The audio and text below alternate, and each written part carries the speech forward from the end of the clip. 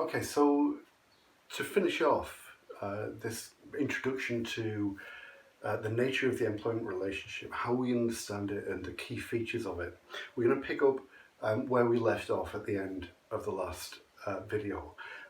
And there we were talking about this aspect of the employment relationship that we call structured antagonism, that there are basic interests that operate within the employment relationship between employers and employees, which lead to this ongoing conflict, that there's always a basic conflict of interest running under the surface, and that this comes and goes according to the dynamics of power and so on.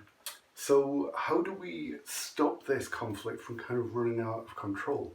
How do we avoid organizations becoming a site of constant overt conflict, where organizations simply paralyze themselves by basically butting heads across the employment relationship all the time?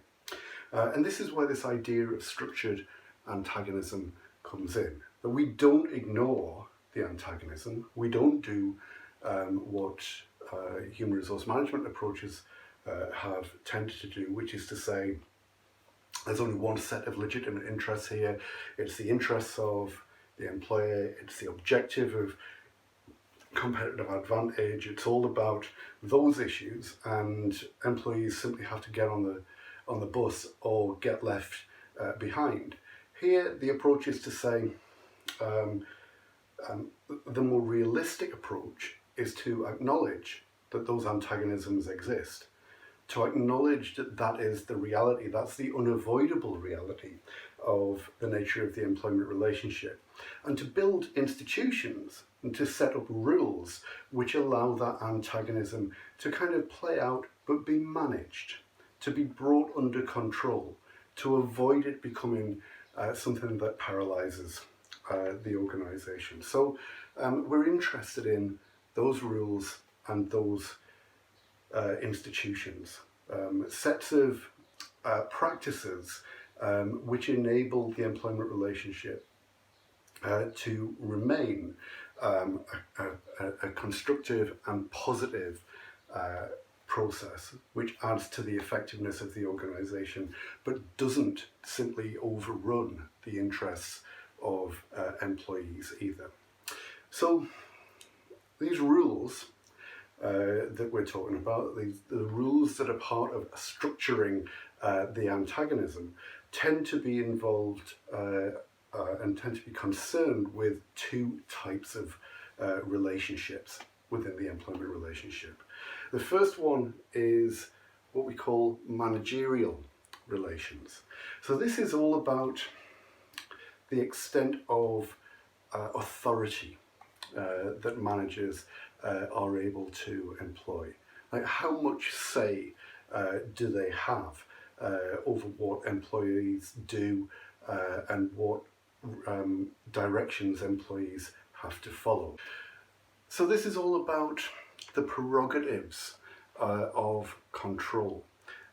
What is a legitimate line of control? How much can employees be asked to do? At what point is it reasonable for employees to resist that control? What rules should be put in place to protect the interests of employees against an employer who is typically, as we've talked about, much stronger, much more powerful, not subject to simply threats of replacement, all of the kind of rules which enforce a kind of system of organizational justice. So all of those processes that we see in the management of organizations, disciplinary processes, grievance processes, systems which constrain the capacity of management simply to do what they want. And we see that as organizations get bigger, as organizations get more complex, as organizations' employment relationships mature, that these kinds of rules mature as well. that organisations in the early days tend to be quite ad hoc. Things are just done on the basis of, well, this is how we do them, this is a rule, oh, we haven't got a rule, so maybe we need to do something.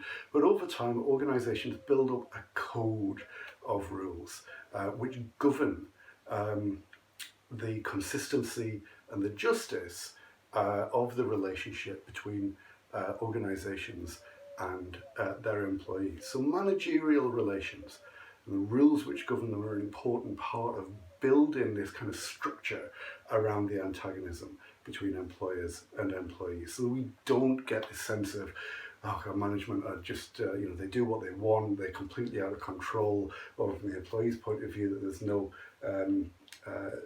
there's no holding them back. The other side of these rules within organisations is about governing the market relations surrounding the employment relationship. So principally this is concerned with the value of labour in an organisation compared with what the rest of the labour market might offer.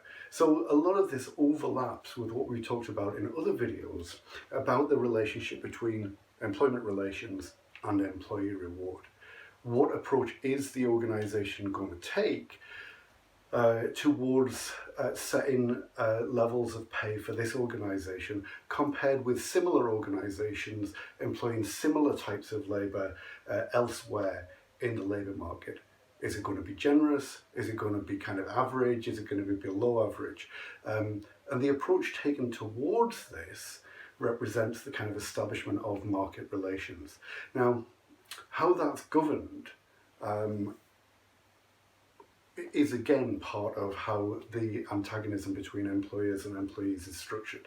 And traditionally, much of that market relations rule setting was governed through the institution of collective bargaining, which we'll talk about in a second. That a union would operate on behalf of the entire workforce, or unions would operate on behalf of the entire workforce, to negotiate, to bargain, to establish through negotiation and bargaining what the appropriate levels of pay should be in this organisation compared to other organisations. So that employers don't just have a free hand to say, this is what we offer, this is what you get, if you're not happy, you walk away. That there's some kind of regulation of that process, that pay levels would be set by agreement, and that the balance of power between employers and employees would be reflected within those negotiations. So if unions are stronger, if they're more highly organised, if they represent a bigger proportion of the workforce, if they're more highly resourced, if they've got the capacity to exercise power on behalf of their principles, if they are an effective agent for those principles, that they're able to achieve more advantageous market relations for them than they otherwise would be. And of course the converse is true. The stronger the employer, the more that they're able to drive their side of the bargain. But the process, the system, the rules and institutions provide some structure and control around this basic antagonism of how much pay do we want, how much pay are we prepared to give, that exists between employers and employees. So they're the kind of rules that structuring the antagonism is concerned with.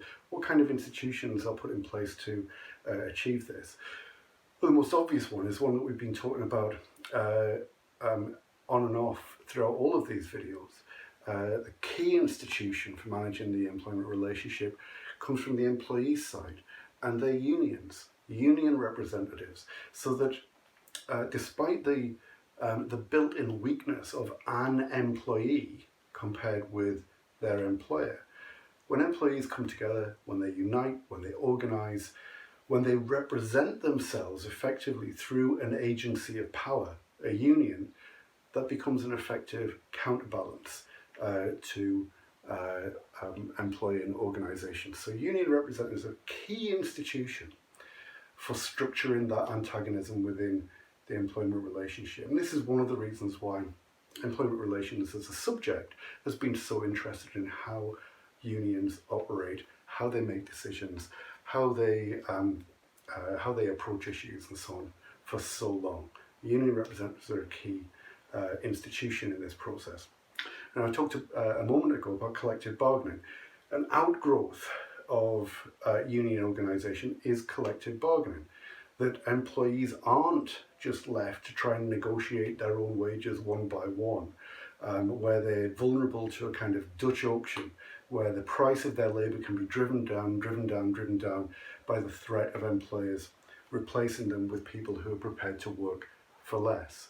That union organisation, where the entire workforce or much of the workforce is represented by a single body, allows this process of collective bargaining to take place, where the organisation negotiates with the workforce, and that there's much more equity of power involved. So collective bargaining is a key part of managing that antagonism and evening out some of that inequality of power that we talked about in the last video.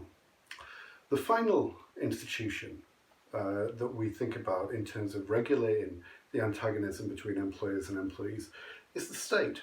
The state is there as the custodian of the rights of all of its citizens.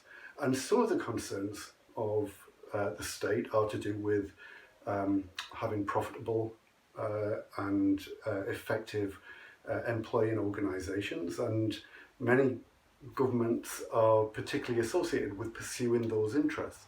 But there's also another side of what the state's interested in as well, and that might be about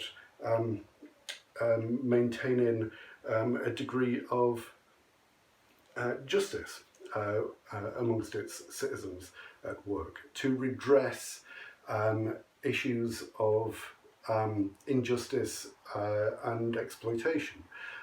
It might be about dealing with specific instances of inequality or low pay, poverty or health and safety. All of these areas are areas that the state has particular and legitimate interests in pursuing. Now, of course, the extent to which any governing party within a state is concerned and able to do something about this will depend a lot on the political complexion of the party in government and also on the context in which that government is acting. But one of the things that we must be concerned with is, what is the state of regulation and what does the state want to regulate? Because that will set the framework within which the basic antagonism between employers and employees must be managed.